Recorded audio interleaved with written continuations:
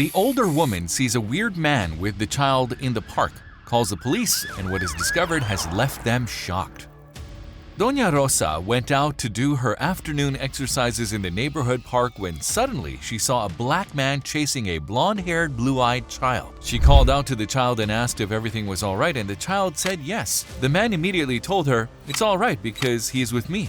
I am his father." The woman pointed out that this was not possible and called the police. Upon discovering the truth that the man and the child were hiding, the woman was horrified. Doña Rosa was a woman in whose mind racism was deeply rooted. She viewed people of brown or black complexion as inferior. Likewise, she considered them dangerous because she assured that most of them were dedicated to crime. That is why she sensed that the man was doing something wrong with the blonde boy. She was determined to save him. John Wilson was the name of the man of color who was in the eye of the hurricane and could not find a way out of that mess. The lady kept harassing him to the point that she told the man to stay away from the boy and that he should show her the documents that accredited him if he was his father. "Ma'am, I have not the slightest intention of disrespecting you, as I am a gentleman, so please I ask you to leave me alone and do not bother my son, as we come to this place to seek tranquility and to have a good time. Therefore, there is no reason for you to be the one to steal our moment of relaxation. Go about your business and please don't interfere in things that don't concern you," said the man in a calm but annoyed tone. "I see that you're upset, and that only confirms my suspicions that something strange is happening because it is not normal for someone like you to have a blonde boy. Now, if he had been given up for adoption, as you say, it is unlikely because the state should consider that every child should be with those of his race. After all, it must generate a trauma for them to be with people of another color," insisted the lady. At that moment, the child shouted in desperation and said, "Madam, please be quiet. Your words are the most absurd I have ever heard in my life. It seems that you are trapped in past times. I don't want to listen to you, please."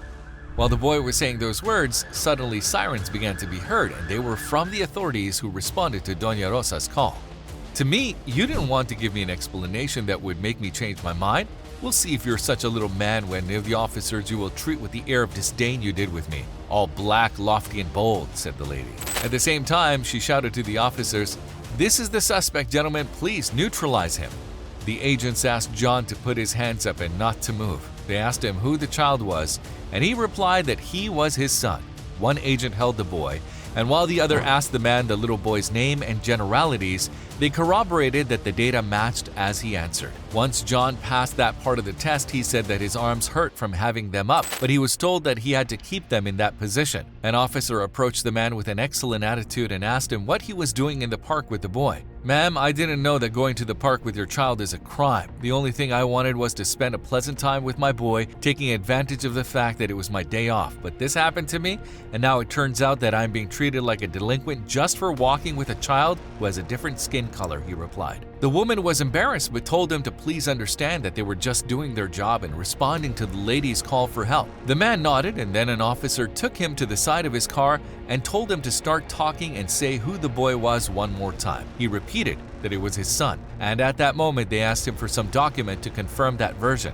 So the man wanted to go to the car, but they stopped him and asked him to indicate where he had it. In the back seat, he was carrying his briefcase with a computer and documents, among which was a copy of the adoption certificate that accredited him as the child's legal father and guardian. Upon reading the paper, they asked him for his citizen ID to check the data that matched, for which they apologized and told him he could leave now. "We apologize for the inconvenience we have caused you, and please forget the bad time we gave you," said the head of the agents. The lady was sorry and apologized to John. She also asked him why he had decided to adopt a blonde child, not one of her color. "Ma'am, honestly, I shouldn't even answer you because you practically accused me of being a child thief just because of my humble appearance and skin color," said John.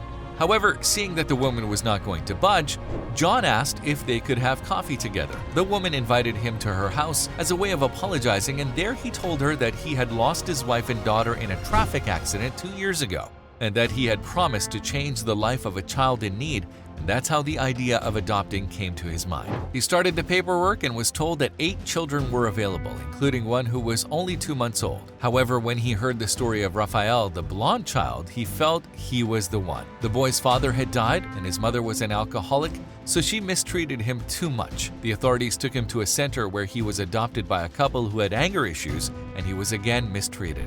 "Ma'am, that couple was blonde. So they were the same breed as the boy, but they had no heart, so he had to go back to the shelter where I found him. And it has made me the happiest man in the world. We are father and son even though our skin color is not the same, said John. At that moment, Doña Rosa got up from her chair and cried, asked John to forgive the wrong time she gave her for her ignorance, and thanked him because it was thanks to him that she finally understood that we should not judge people by their appearance, racial condition, or creed. He apologized, and the boy told him that his father was the best in the world and that life had rewarded him by bringing him into his life. Friends, this is the end of our story today. We would like to thank you for your visit and invite you to join us in our next video. Talk to you soon.